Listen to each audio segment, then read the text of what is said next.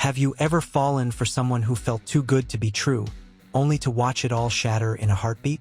That's exactly the heartbreak that Chainsaw Man, the movie Reze Arc, delivers. A love story drenched in betrayal, a spectacle painted in blood and beauty, and a reminder that even devils can make us dream. Welcome back to Review, where we dive deep into cinema that grips your heart and refuses to let go. Today, we're breaking down Chainsaw Man, the movie, Reze Arc, MAPPA's jaw-dropping continuation of one of anime's most explosive stories. This film wasn't just another adaptation. It was a visual feast, a symphony of heartbreak and spectacle, and proof once again that MAPPA knows how to deliver absolute cinema. Before we dive in, make sure to like this video, subscribe to Review, and hit the bell icon so you don't miss our next deep dive into the movies that matter. From the moment the opening credits rolled, it was clear this wasn't going to be a lazy, panel-for-panel retelling. Yes, MAPPA stayed loyal to Tatsuki Fujimoto's manga, but they also gave the Reze Arc something new, something alive. The pacing may feel a little quick for first-timers, but no essential beat was skipped. The Reze storyline was always meant to be a shorter continuation, a bridge that raises the stakes while peeling back layers on characters we thought we already understood. Denji, Makima, Aki, and the Angel Devil all find themselves pulled deeper into a world where love, survival, and betrayal collide. For anime-only fans, it's a continuation they desperately craved. For manga readers, it's the adaptation they hoped MAPPA wouldn't mess up. And against the weight of impossible expectations, MAPPA didn't just deliver. They transcended. Every frame feels intentional. Every emotional beat lands with the precision of a blade. The result?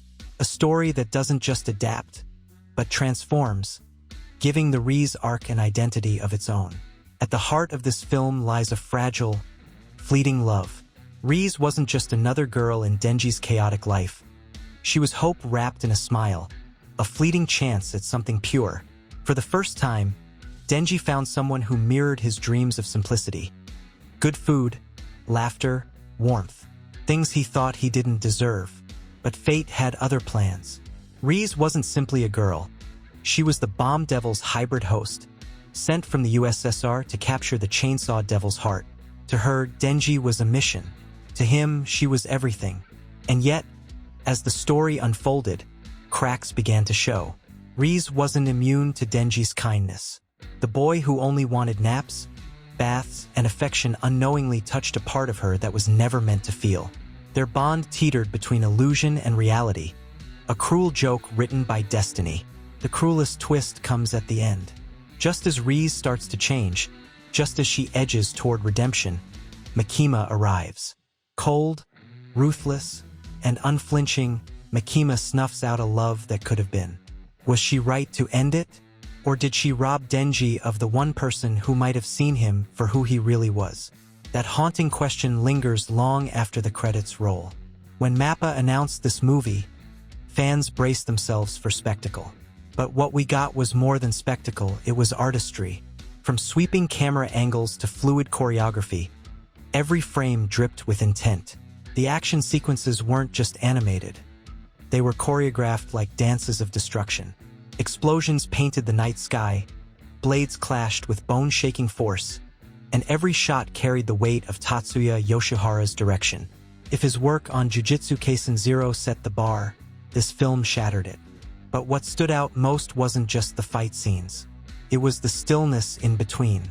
The quiet moments where Denji's innocence clashed with Reze's hidden agenda.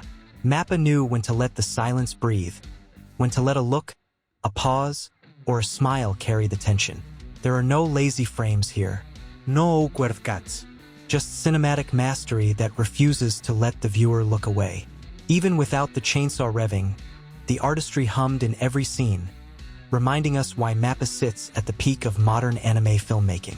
At its core, the Reze Arc isn't about politics, devils, or even battles.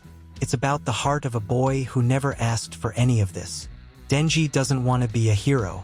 He doesn't care about being feared or worshipped. All he wants is the life he's always dreamed of: warm food, warm baths, warm love.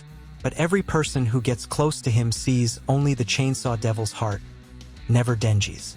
Reze was different, or at least she seemed to be. For a moment, she made us believe that maybe, just maybe, Denji had found someone who saw the boy, not the devil. But as the story reminds us, nobody truly cares for Denji. They care only for what's inside him, what power he carries, what he represents. This realization stings more than any blade.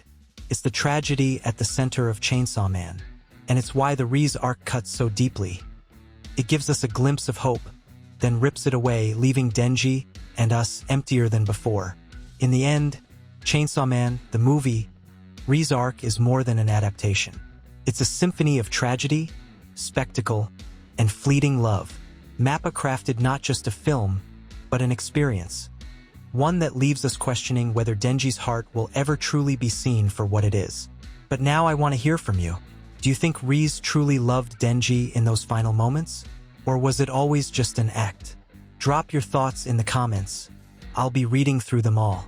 If you enjoyed this deep dive, make sure to like, subscribe, and hit the bell icon so you never miss another cinematic breakdown from Review. Until next time, keep your heart guarded and your chainsaws ready.